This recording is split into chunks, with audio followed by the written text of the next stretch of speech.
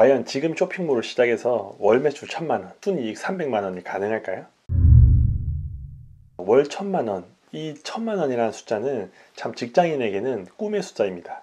임원이 돼야지 월 1000만원 정도의 월급을 받을 수 있을 것 같고, 자영업을 하든 프리랜서든 어떤 일을 하더라도 월 1000만원을 만드는 것은 정말 꿈의 숫자처럼 느껴집니다. 나와는 관계없고 월 1000만원 정도 버는 사람들은 정말 대단하고 뭔가 재능이 있을 거라고 생각하는데, 사실 그렇지만도 않습니다. 저도 월 1000만원을 넘게 벌고 제 주위에도 월 1000만원 넘는 분들이 많이 있지만, 그분들이 엄청 똑똑하고 또는 대단한 능력과 자질이 있어서 그런 것보다는 또 여러 시장 트렌드에 편승해서 그렇게 되는 경우도 있습니다. 쇼핑몰 같은 경우는 다른 것들보다는 조금 더 재능이 필요 없는 영역이라고 생각합니다. 언제나 끝물이다. 온라인 쇼핑몰은 레드오션이라고 합니다. 경쟁자가 너무 치열하기 때문에 성공하기 힘들다, 돈 버는 것이 불가능하다 라고 이야기하죠. 근데 그 안에서도 돈을 버는 사람들은 존재합니다. 제가 최근에 또 만났던 사람 중에 한 분이 스마트스토어를 시작한 지 8개월 만에 월 매출이 1000만원 넘었습니다. 의류를 파시는데 위탁으로 마진이 20% 이상 됩니다. 과연 2021년도에 스마트스토어를 시작해서 월 매출 1000만원이 될까? 라는 의심을 가지고 시작했지만, 차근차근 본인의 경험과 노하우를 쌓아가니 결국은 월 1000만원을 만들었습니다. 제 생각에는 월 1000만원이 어렵지, 그 이후 매출은 2000만원, 4000만원, 1억까지는 본인이 노력하고 그 노하우를 계속 가공하고 조금 더 객단가를 높인다고 하면 그렇게 어렵지는 않다고 생각합니다. 주위에 쇼핑몰 하시는 분들이 많은 것 같지만 사실 그렇게 많이 있지 않습니다. 대한민국에 쇼핑몰 입점한 사람은 1%가 되지 않습니다.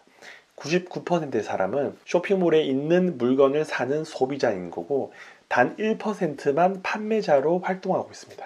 끝날 때까지 끝난 게 아닙니다. 온라인 쇼핑 규모는 계속 커질 겁니다. 더 많이 성장할 거고, 더 많은 사람들이 큰 비용을 지불할 거라고 생각합니다. 사실 생각해보면 블루오션일 때는 없습니다. 시장은 치열하고 경쟁자도 많이 있습니다. 오히려 거기에 돈 벌 기회가 더 많이 있죠.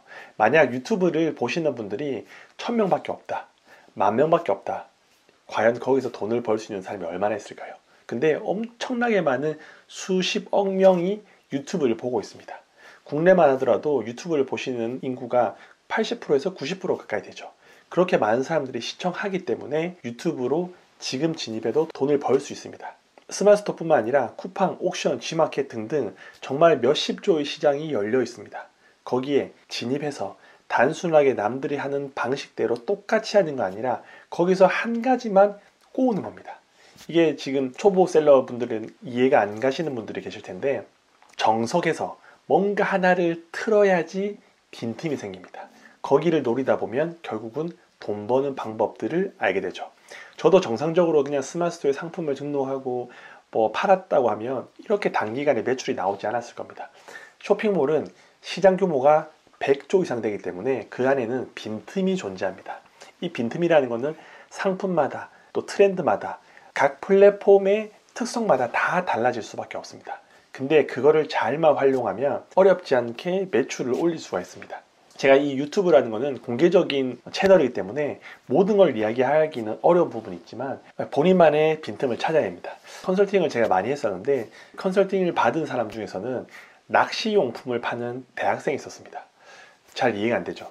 아니, 대학생이 낚시를 해봤자 얼마나 한다고 낚시용품을 팔까? 물어보니까 낚시를 단 한 번도 해본 적이 없대요.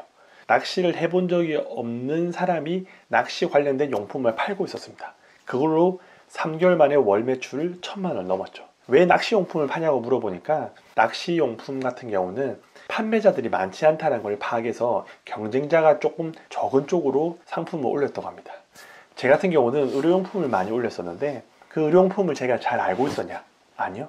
의료용품을 잘 몰랐음에도 불구하고 그냥 경쟁자가 좀 적을 것 같아서, 아니면 많은 사람들이 찾을 것 같아서, 그래서 의료용품을 선택했죠. 제 주위에는 캠핑용품을 판매하시는 분도 계십니다. 캠핑용품에 대한 시장은 엄청 크지만 경쟁도 그만큼 치열합니다.